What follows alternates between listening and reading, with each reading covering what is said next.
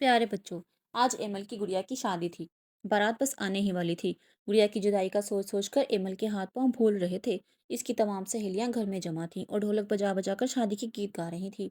Emil ने इन सब पर एक नजर डाली और बावर्ची खाने की राह ली, जहाँ से उठती खुशबुएं बता रही थी कि खाने की तैयारी मुकम्मल है।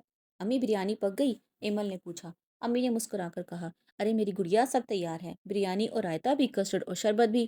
क्या बारात आ गई? अभी तो नहीं, फरियाल ने कहा था वो 6 बजे आएगी। अभी इसकी बात मुकम्मल भी नहीं हुई थी कि शोर बुलंद हुआ और वो बात अधूरी छोड़कर बाहरी की जानिब लपकी। अम्मी मुस्कुराते हुए फिर खाने की जानिब मुतवज्जा हो गई।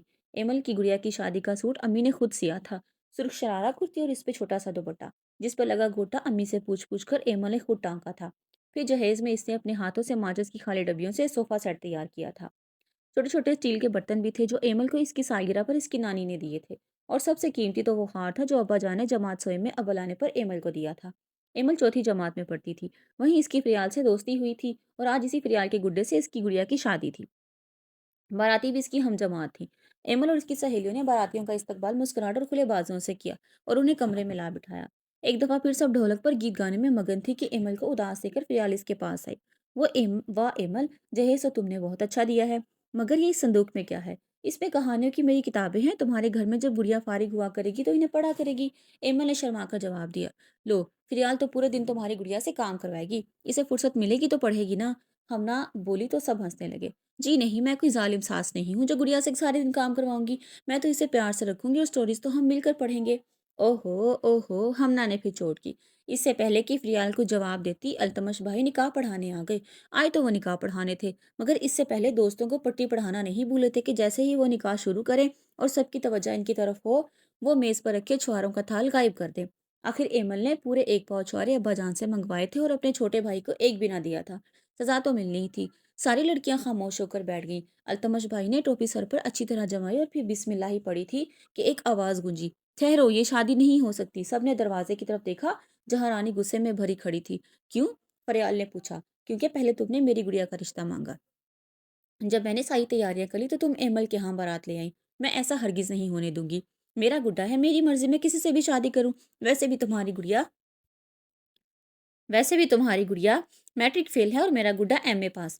फरियाल ने तिनक कर अपनी मालूमात का रोब झाड़ा। इस एमए पास गुड्डे की तो ऐसी की तैसी। टॉफियां तुमने मुझसे खाई, रोज स्कूल में मेरे साथ खाती पीती रही, और शादी की एमल की गुड़िया से? ऐसा हरगिज नहीं चलेगा। रानी ने आगे बढ़कर फरियाल के बाल पकड़ लिए। फरियाल ने लात चलाई। फरियाल की सहेलियां से छुड़ाने आगे बढ़ी तो रानी की सहेलियों ने इन्हें पकड़ लिया। खूब ढींगा मुश्ती हुई। किसी के बाल नोचे जा रहे थे तो किसी की टांग मरोड़ी जा रही थी। कोई जमीन पर पड़ी करा रही थी तो कोई मुक्के पर सा रही थी। ये धमाचौकड़ी सुनकर अम्मी अंदर आई तो हक्का बक्का रह गई। एमल और इसकी सहेलियां एक तरफ खड़ी थर थर कांप रही थी।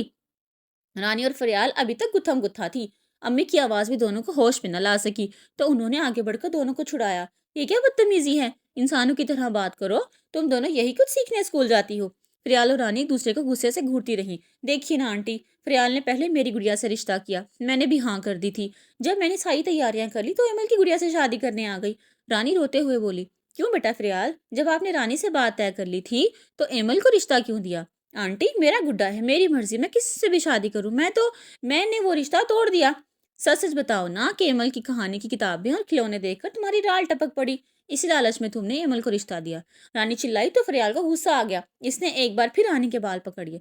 फिर से हाहाकार मच गई। अम्मी ने फरियाल को काबू में किया और जबरदस्ती इसे एक कुर्सी पर बिठाया और इसके दोनों हाथ पकड़कर खपकी से कहा, एक तो चोरी, ऊपर से सीना जोरी। भला इंसान वो है जो अपनी जुबान का पास रखे और वादे की पासदारी करे। रिश्ता तय करना भी एक तरह का अहद ही है।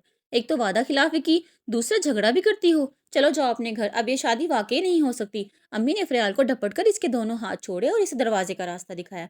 फरियाल गुस्से में खोलती हुई उठी, रानी को देखकर मुंह पर हाथ फेरा और अपनी सहेलियों के साथ चली गई। एमल ने आगे बढ़कर अपनी गुड़िया को देखा। इस हंगामे की जद में वो भी आ गई थी। इसका एक हाथ टूट गया था, कमीज फट गई थी और इसकी हालत देखकर एमल की आंखों में आंसू आ गए। तो अम्मी ने प्यार से एमल का गाल थपका। अच्छा हुआ शादी से पहले ही फरियाल की असलियत पता चल गई। लालची और मौका परस्त लोगों से दूर की दुआ सलाम अच्छी।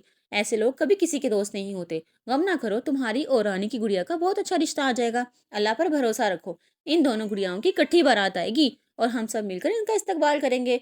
क्यों रानी? अम्मी ने रानी का हाथ प्यार से दबाया, जो अभी तक रो रही थी। चलो अब सारी बच्चियां हाथ मुंह धो लें, मैं खाना लगाती हूँ। लेकिन भाई, आइंदा रिश्ता करो तो खूब देखभाल कर करना, क्योंकि आज अम्मी का बहुत खर्चा हुआ है। التمش بھائی جو اس سارے ہنگامے سے فائدہ اٹھا کر چھواروں سمیت غائب ہو گئے تھے، پھر سے آن موجود ہوئے۔ ان کی بات سن کر روتی ہوئی ایمن اور رانی کھلکھلا کر ہنس پڑی۔ انہیں ہنستا دیکھ کر التمش بھائی کو یقین ہو گیا کہ اگلی دفعہ کے چھوارے بھی پکے ہیں۔